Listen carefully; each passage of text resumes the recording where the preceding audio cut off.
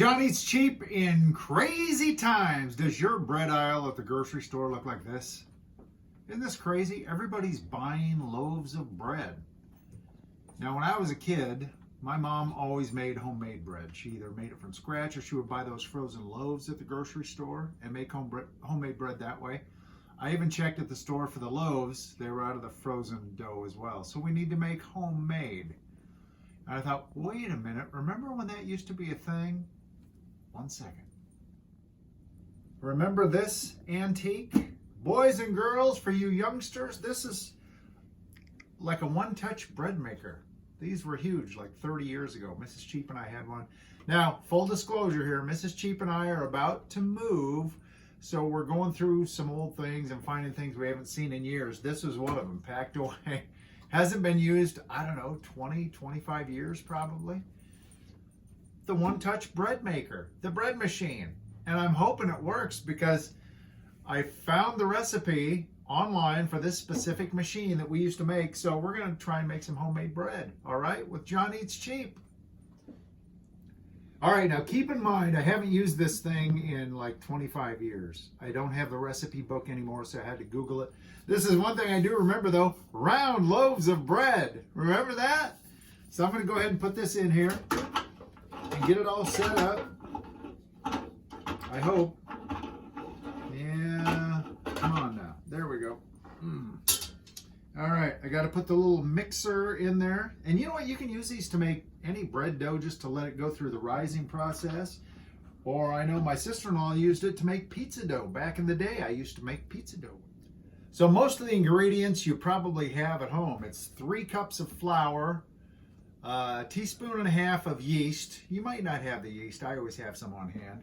Like half a teaspoon of flour, teaspoon and a half of sugar, tablespoon and a half of butter, 1 cup of water, and I remember the old recipe called for 1 extra 3 tablespoons of water and some dried milk. Ironically, in the cleaning for the big move, I threw out our dried milk, which was who knows how old.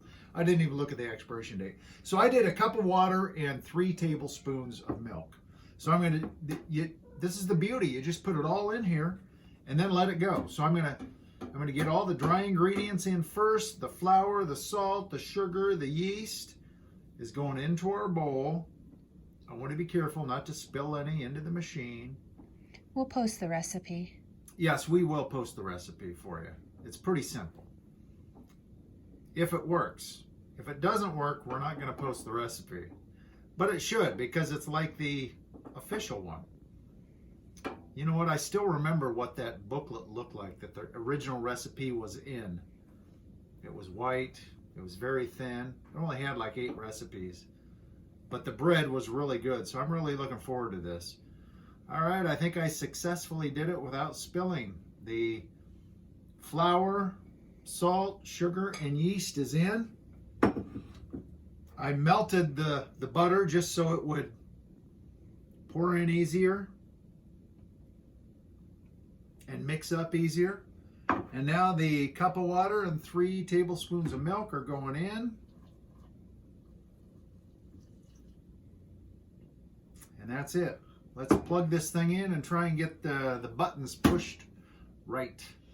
There we go. They're all in there. And that's all you got to do. Now I have to press, I haven't done this in 25 years. I press select for yeast bread. I don't know. Select baking control on medium. All right, that's done. And now press start. Wow.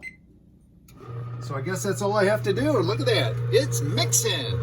And I do remember it mixes it up. It lets it rest. And then it lets it rise. And then it mixes it up again and lets it rise again. And then it bakes. It's supposed to take 4 hours and 4 minutes. So we will be back. And I can't wait for the smell of fresh bread. All right. Come on in for a quick look. We got 50 minutes left to rise. That's looking pretty good, isn't it? And it's a round loaf. 50 minutes to rise, and it has to cook. We still got like 2 hours to go. Mrs. Cheap is really antsy. It's gonna smell good real soon. The bread machine still works. This is awesome. All right, so timer went off. I mean, it looks a little golden. It sunk a little bit. That's a little sad to see. I'm going to try and get it out of here, and we'll get it over and get it cooling. We smelled a little burning while it was cooking. That would apparently be it. That was like down the side there. But the bread should be okay. All right, we cooled a little bit. And our loaf kind of overflowed a little and sunk a little. So I'm going to have to cut like to here before I get some really good bread. Like a good slice, right? And even then, it's a little dicey. Let's see. I want to try and get a slice. And this is still warm. Looks like it got pretty good. It's pretty dense. I'm going to do it the way Mrs. Cheap and I like it. Just like slathered with butter. And I'm talking real butter. None of this Country Crock margarine crap. Real butter. So there you go. You can go to the, you know, we may make French toast out of that tomorrow morning. You can go to the store and find empty shelves. Try and buy the frozen bread dough, empty shelves. If you want your bread and it's fresh baked, go to the antique store and get one of those bread makers. Fresh baked bread. Now this is just a few minutes out of the oven.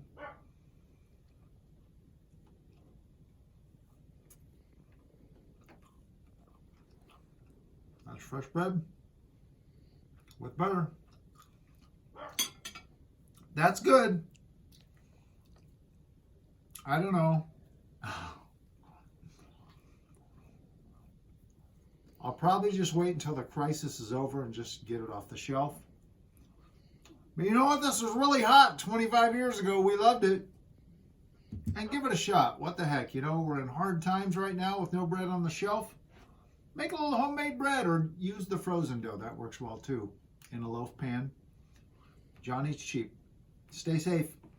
All right, so our bread machine bread, we thought it was, okay. We had about this much left of the round loaf. And I said, hey, let's make some French toast. I may have made it a little thick. That's a big old piece of French toast, but oh, tell me that doesn't look good. Let's hope.